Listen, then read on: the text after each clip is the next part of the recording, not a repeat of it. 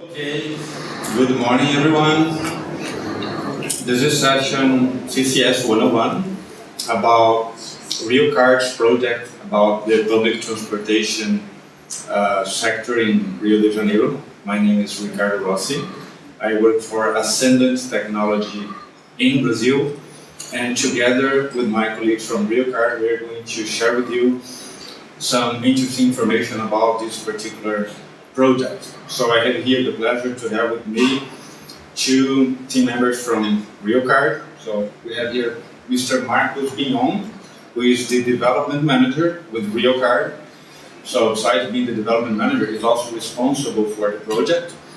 And Marcos will guide us through the majority of the slides. And I also have here Ronaldo Queiroz, who is the infrastructure coordinator. So Ronaldo handles the majority of the infrastructure challenges in this particular project, which has some specifics like Portal and WCM running on ZOS.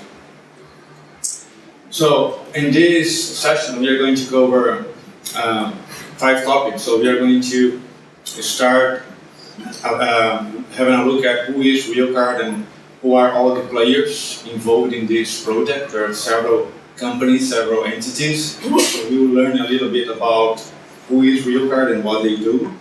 And then we'll move on to understand what are the requirements for this project. Why is this project needed? What is the demand for the project?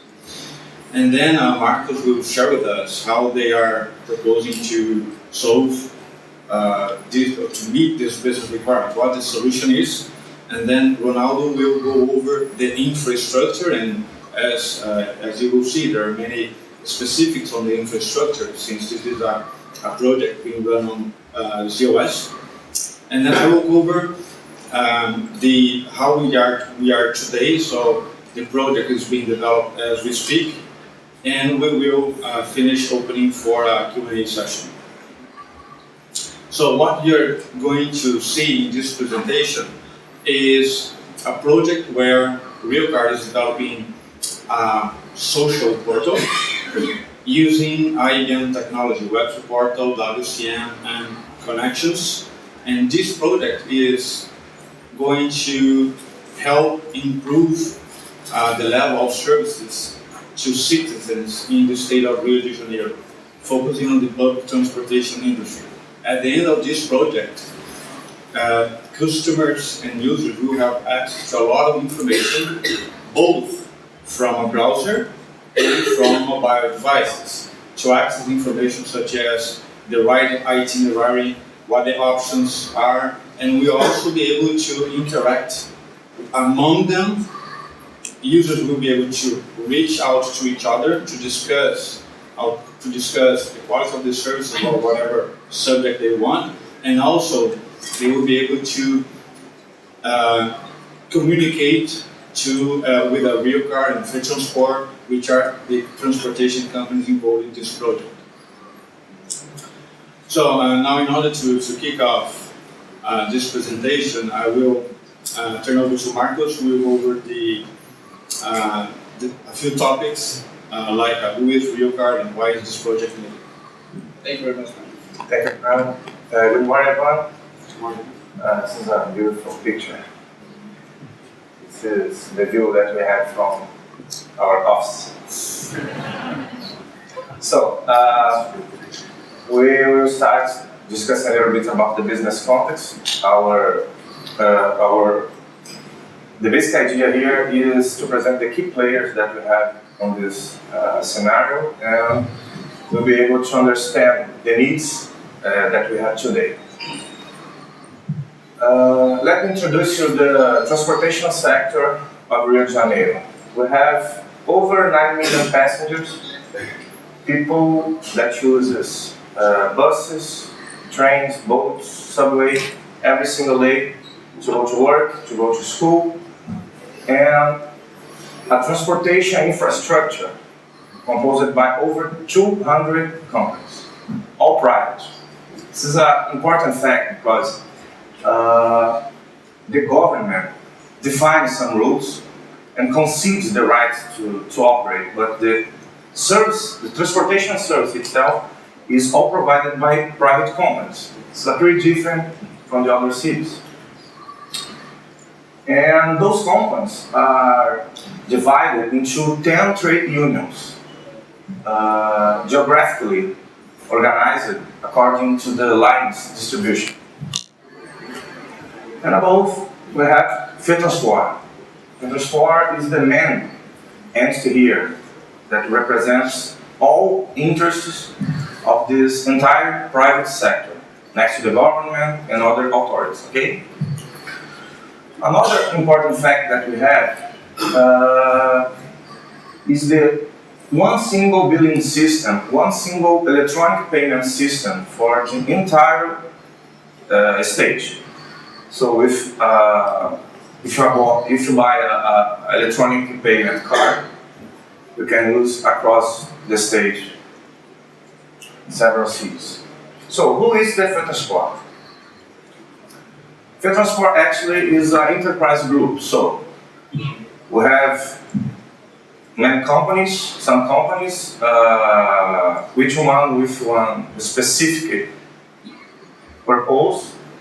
The Transport itself is responsible for the most strategic aspects, such as mobility, quality of service, research on transportation technology, and social responsibility.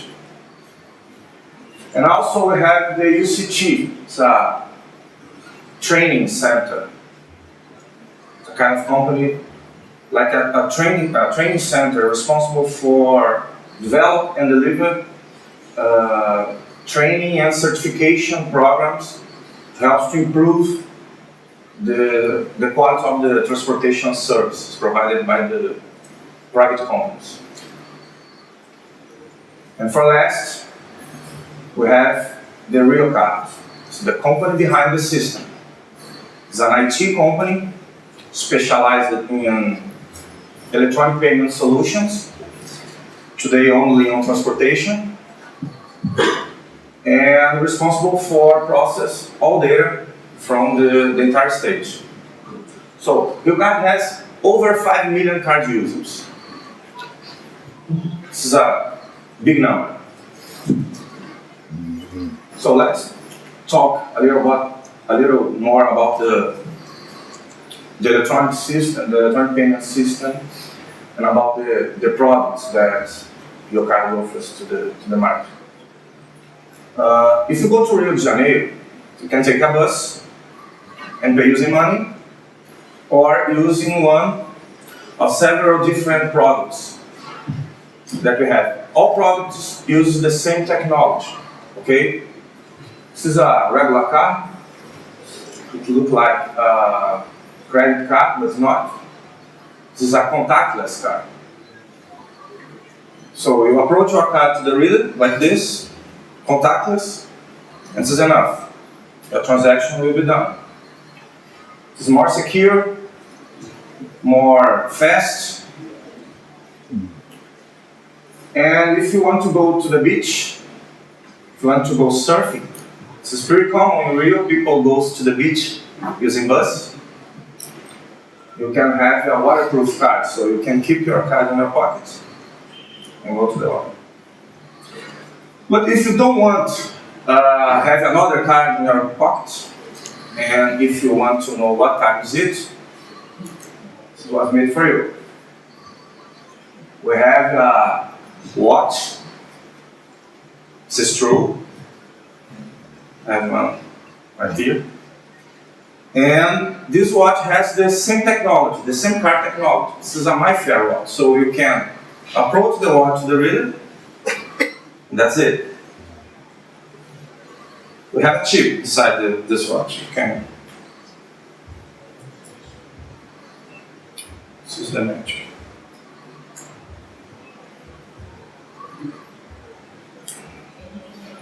And for last, oh sorry, this is my favorite.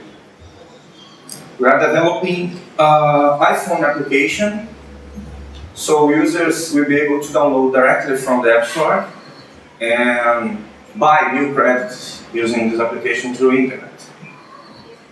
And with this case, this is an iPhone case. Of course, it's not a regular one.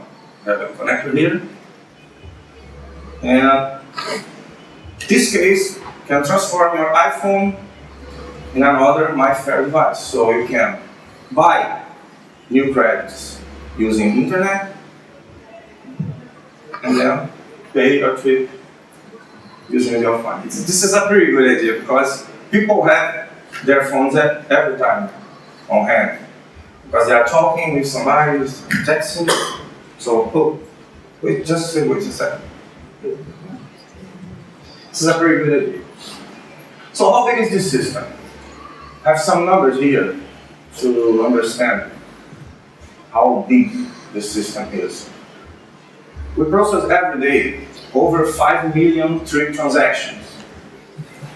And we have a big challenge because we have to transfer this money to the companies in the next day.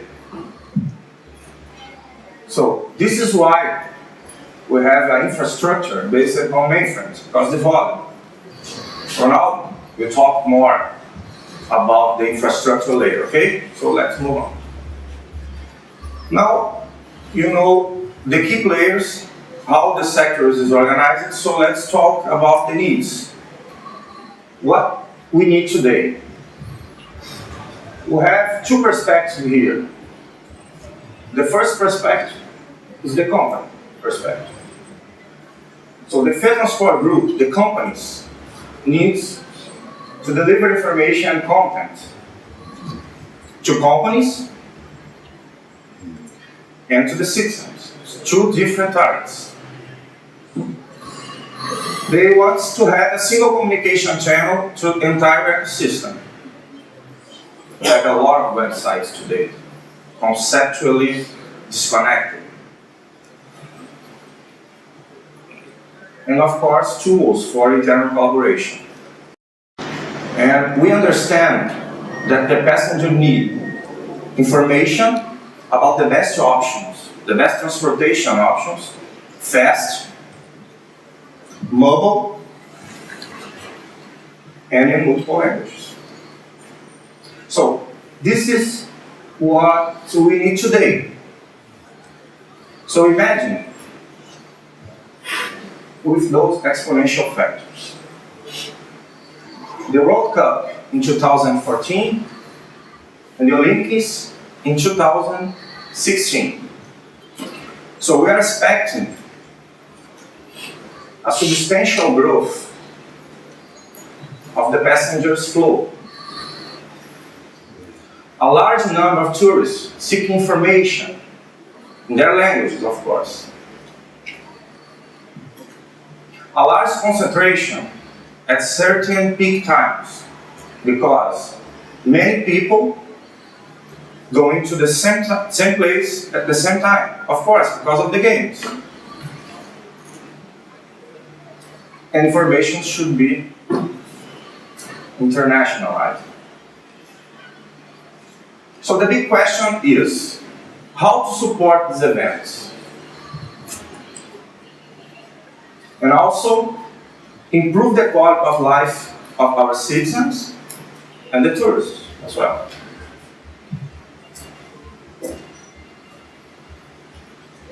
So, FedTransport, in conjunction with the government, are making an effort to some actions to address those issues, such as remodeling the flow, modernization of vehicles and stations, build new stations, and big projects such as a light rail project, several BRS projects across the city, and a BRT project. This is great. This is very nice because nobody wants an infrastructure like that picture. Huh? But those are only infrastructure improvements. only infrastructure projects.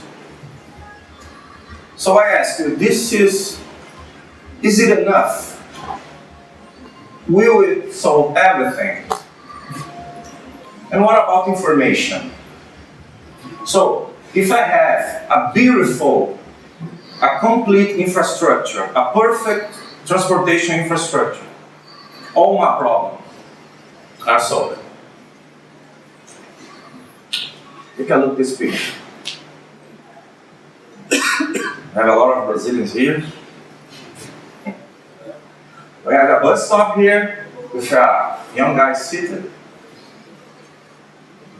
He doesn't look like really happy. Head on, probably thinking, how can I go to my home now? How can I do it? And the sign says, your bus doesn't stop here anymore. Please go find another bus stop. And that's it. You are alone, in the dark, with no information. So what the passenger needs is information. Passengers have questions. What's the best option? And we must provide information for answer them, of course. But today, I can't do that. Because we don't have tools for communicate, for collaboration. We have no support for the mobile devices. There are a lot of websites. It's a complete mess. Conceptually not integrated. No support for multi-languages. So this is our problem. And what to do. So we believe in a social network for the passengers, a public transportation social network, to allow passengers to connect, to talk with each other, to share information, knowledge, experience. Think about a forum where some guy is talking goods or bad about some company, about some service. Full transparency. So the project objectives. Number one, a single point of access for transportation needs. A single point. I know what I'm looking for and where can I find this. Create the concept of users' communities. A single communication channel for the entire ecosystem. So we have the free transport here, the companies, the unions, the passengers below, everything with one single infrastructure with centralized administration. This is our goal. So in short, we have the passengers, they need information, fast, mobile, on the go. Tourists, they don't speak Portuguese.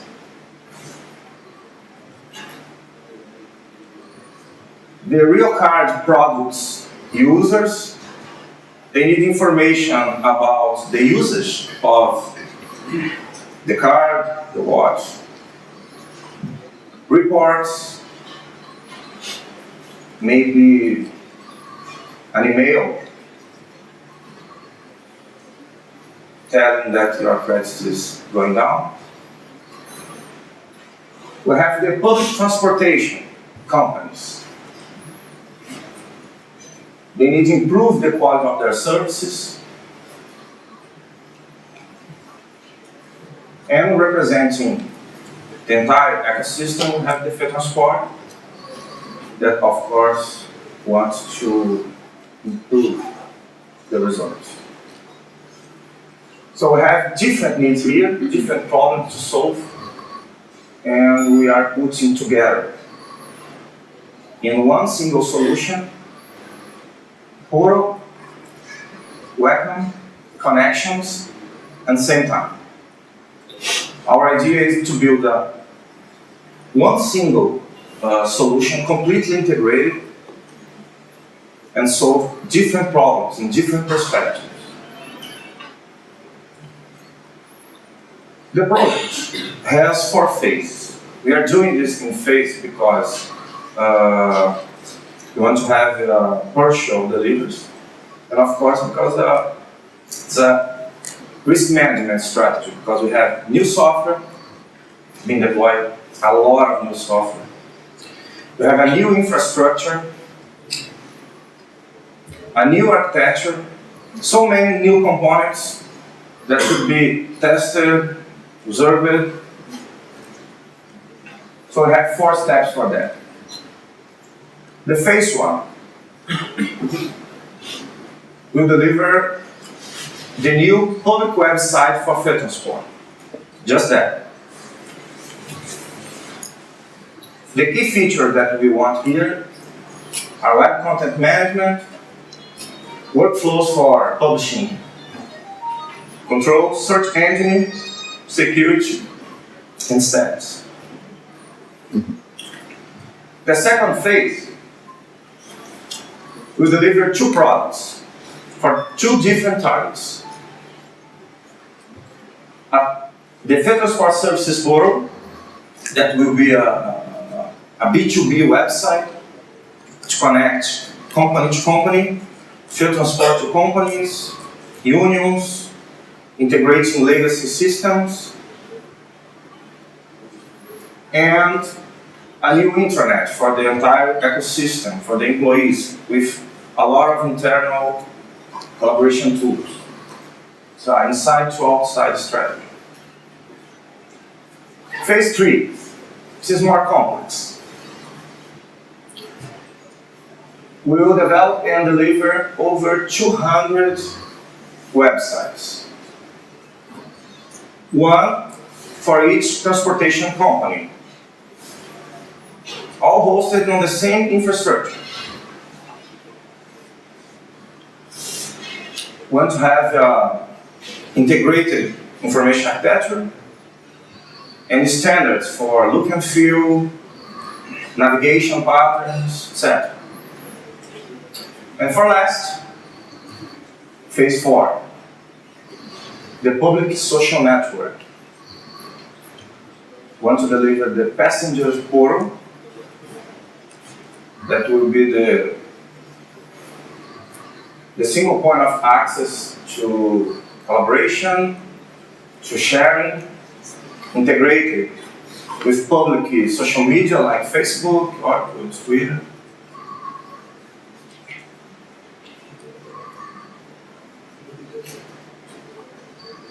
We believe in customer database growth.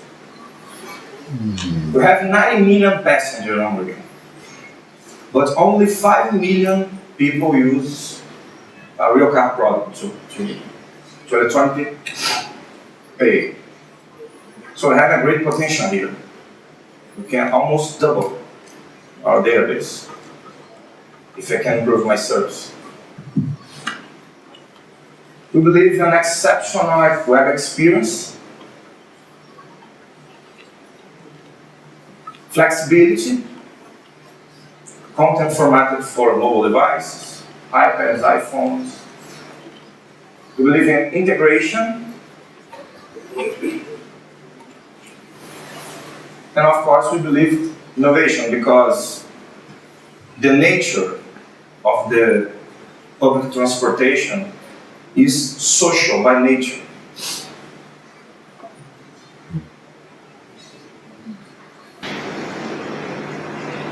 And of course, if the public service, if the public transportation gets better, people don't use their own car to go to work. So now, to understand the project infrastructure, now it's up to you. Okay. So, good morning, everyone. I will talk a little bit about the infrastructure. This is the technical part of the presentation. I will try not to be too much technical. I'd like to introduce our infrastructure, what we're using, and why we chose EOS as a platform to support this project, and sharing some problems and we faced during the installation. So basically, this is the infrastructure we are running today at RioCard. So we have two mainframes, two Z-Frames, DC model. They are running on parallel sysplex. It's a kind of ZOS cluster to provide high availability and load balancing. And basically, this some technical information. They have two zips. That is a processor that is dedicated to run Java code. And we have two IFLs. Is another dedicated processor to run Linux. And basically, everything that supports that electronic payment system Marx told you about is running on these two servers. So we have development and QA and production environments running on top of this infrastructure. And the question we have is why we chose ZOS as a platform to support that project. We faced some challenges to accomplish that because we were the first customers in Brazil to run Portal on ZOS. So we have some customers running on Linux, but not on ZOS. So it was a challenge for us, but it was good because basically everything that we have today is already running on ZOS. So all the websites, all the transactions are handled by the WebSphere application server that is running on ZOS. Our enterprise database, that is DB2, is also running on ZOS. We have some batch programs to do all the clearing and payments process. They are COBOL programs running on Z. So we have the skills to understand and to handle this environment. So it's comfortable to RioCard to keep based on that platform. And also, our operations are 24/7. So we have a team in place that is looking at the system all the time. So these are some reasons we had to choose ZOS. And also, technically speaking, so we have a lot of features on ZOS that those features are unique to that platform. They are not available on the distributed platform like Windows or regular Linux distributions. Basically, we have some other components on the mainframe that are not on ZOS, like Linux. I'm going to talk a little bit about that. So we have some components that are not supporting on ZOS, so we moved that to Linux. We have some specific processors to handle all the cryptography things. So the GPS traffic is handled by this dedicated processor. It's very quick, very fast. And we have that unique features on ZOS that was the main reason to keep on that platform. For example, the workload manager is a great feature that is native on ZOS. Again, is creating some products like WebSphere Virtual Enterprise to mimic that behavior on other platforms, but is native on ZOS. Basically, what this component does is to handle all the loads, all the requests, and look at the priorities And depends on the priority, it slow down some execution, speed up another one. So it's very easy to handle a heavy load on machines, and everything's external to the application. So application doesn't know anything about that. It's all controlled by the environment. So it's a very good feature, and it's unique to the ZOS platform. We also have a cluster IP address, so clustering on ZOS is very easy. It's native. The balance of the cluster is also based on is also based on the workload management. So depends on the CPU usage, the load is balanced to one server or to the other. It's native, so you just have to set up ZOS correctly and it's working. And another good feature that is very unique to the ZOS platform is the fact that the JVM, so Java people, so the JVM is split on two JVMs. So, and why that? Why I had to split the JVM in two? So it's a little bit technical, but basically what ZOS does is one JVM is responsible to control all the network connections. It's called control region.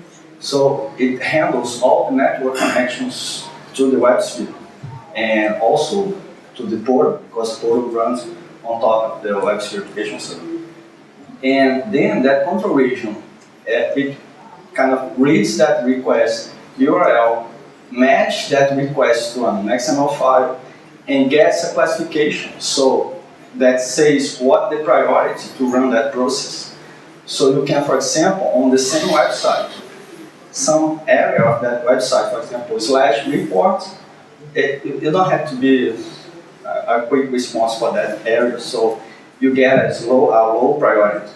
And for example, for the buying area, so you need if someone is trying to purchase some credits, it needs to be very quick. So that request from /buy, gets a high priority. So the control region separates that, pass that request to the workload manager that queues all those requests, thousands of requests, and dispatch that request to the server region. The server region is the JVM that in fact processes the Java code.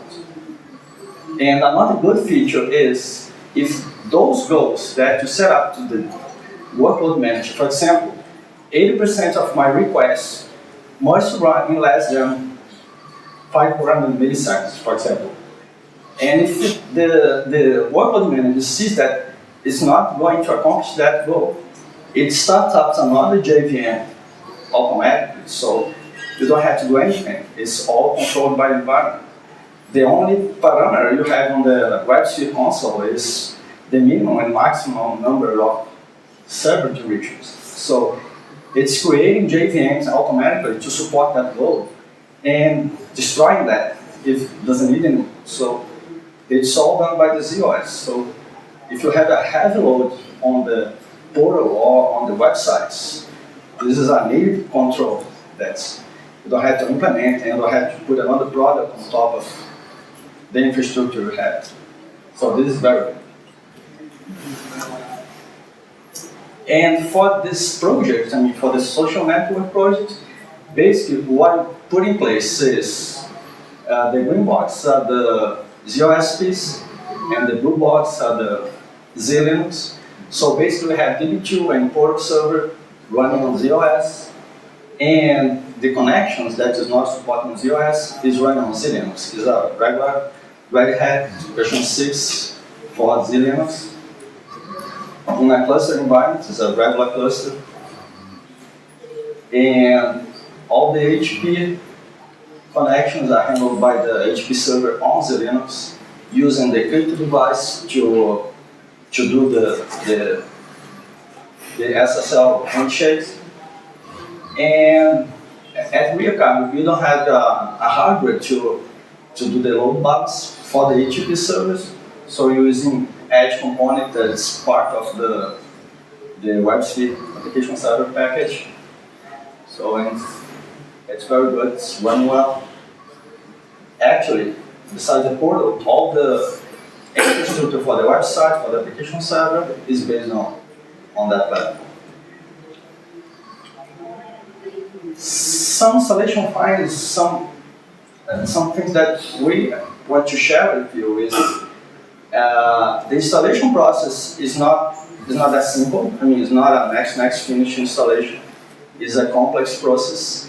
But if you have the right skills, we are going to achieve that installation. So we need basically the ZOS guys. I mean, the ZOS system programmer, that the guy that needs to run all the SMPs, and so people that are used to ZOS, they know what I'm saying. So it's not a different thing. It's a normal task for ZOS guys. So all the software are received by this process. So we need that guy to receive the software.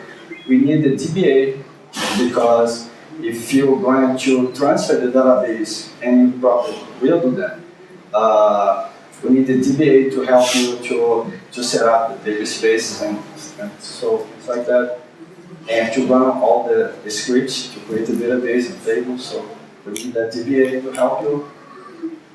A WebSphere application server guide on ZOS, it's mandatory. I mean, if you try to install and use Portal on ZOS, and you don't have someone that knows application servers on ZOS, probably that version will fail, because it's a little bit different from the regular platforms. And of course, you need someone that knows Portal, because that knows ZOS.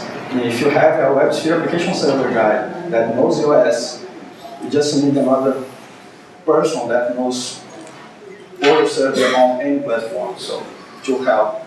So they had to work together to install it, to install and support and the day-by-day tasks.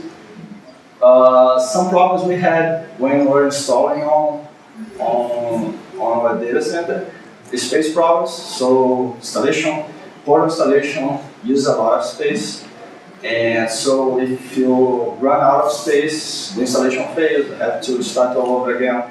And so on production environment, we didn't have that problem because we have plenty of space on there, but on development environment and QA was a problem. So we have to reserve some space to that, mainly for the DB2 archive logs. So it use all the time during the database transfer, so it's it bends 5 times and you have to start all over again.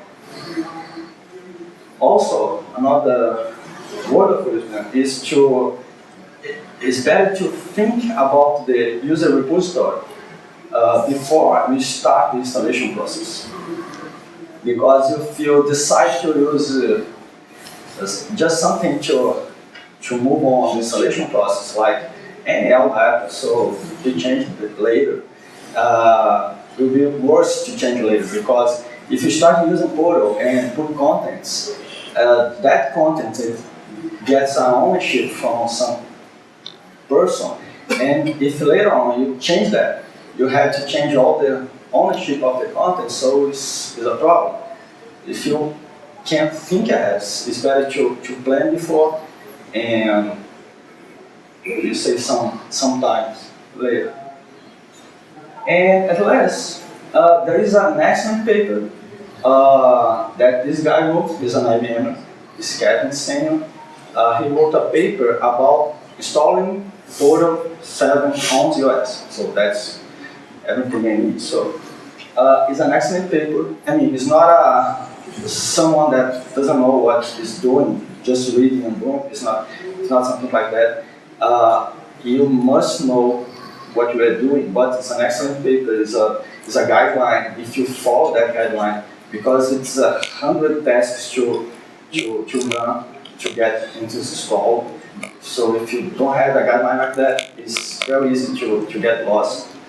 So there's an excellent spreadsheet. Those who already installed the Lotusphere application server already use that spreadsheet. So he improved that spreadsheet to support the pull installation. So we have some field cells that you fill out, like some name standards and space location, information about the database and users, password, port numbers. So you fill out that form, and you have and in the spreadsheet you have like all the response files you need during the installation. All the screens you need to fill out is already in there. So it's a very good spreadsheet. It's very well organized. So we have a task list, and you can check. I did that. And it's done. It's done. So that's why my special thanks to Kevin. Kevin's not a Lotusphere, but he did a great job. And his paper is, you can download, just Google, and it's easy to find. And that last, as I said, it helps to plan, and you have to stick to that plan because it's very easy to get lost. So, back to Ross. Thank you. So as you saw, the project was divided into 4 phases. So the entire project lasts for 24 months. So we started at the end of last year. So first phase is focused on preparing all the infrastructure. So this is a very important phase because we want to prepare the infrastructure that will have a lot of reuse, which is one of the main objectives of this project. And then, so by mid 2012, we are going to production on phase 1, and then every 6 months we have a new delivery for each one of the phases of the following phases. So phase 2 goes to production, or is planned to go to production by end of this year, and then mid next year we get phase 3, and then at the end of next year we have the full project in production. So the key members of this project, so we have several components who are working together to deliver this project. So going bottom up, we see IBM as the technology supplier. So this is an all IBM project, as you saw. IBM hardware, mainframe, IBM middleware with web support, though, WCM, connections, and same time. And then we have the RioCard IT team, represented here by Ronaldo, who is helping with the several infrastructure matters. Ascended, who is the business partner chosen by RioCard to do the deployment and development of the portal itself, portal recommend and connections. Another very important entity, FitTransport, who is responsible for the communication for the web design. So there's another agency doing the web design, and the entire project is being managed as a whole by RioCard IT, and as I said, Marcus Bignon is the ultimate responsible project manager. So looking at phase 1, so we have the infrastructure ready, so connections, Recon portal is up and running on development environment, Q&A, and production environment. So next, so we are right now doing development, so the agency has already built about 90% of all the web design, so we are right now doing the development. We have about 50% of the development completed already using an agile methodology. So next we are doing some content migration and then testing, and we are on time. We actually may anticipate the delivery of the project, and by mid-June we should be in production already. So as I said, Ascend was chosen by RioCard to be the delivery and deployment business partner. We are a premier IBM business partner, so we have more than 500 people around the globe. Our main locations are US, Europe, India, and Brazil. And we are 100% focused on IBM. All we do is IBM middleware technology. So we are pretty much focused on collaboration. We have delivered more than 700 collaboration projects based on projects that are being used in this particular project with RioCard, such as Web2 Portal, same time connections, Welcome. And because of that, we have collected a very good recognition. During this event, we won one additional award called the CTO Award. And you see a sample of our customers. So we see customers in Brazil, in the US, and in Europe. So may I take this opportunity to thank Marcos and Ronaldo. Thank you very much for taking the time to come down here, prepare the presentation, and share all this information with us. This is a wonderful project, very innovative. Haven't seen anything like this anywhere before. So thank you and congratulations. So I will now open for questions. You may have.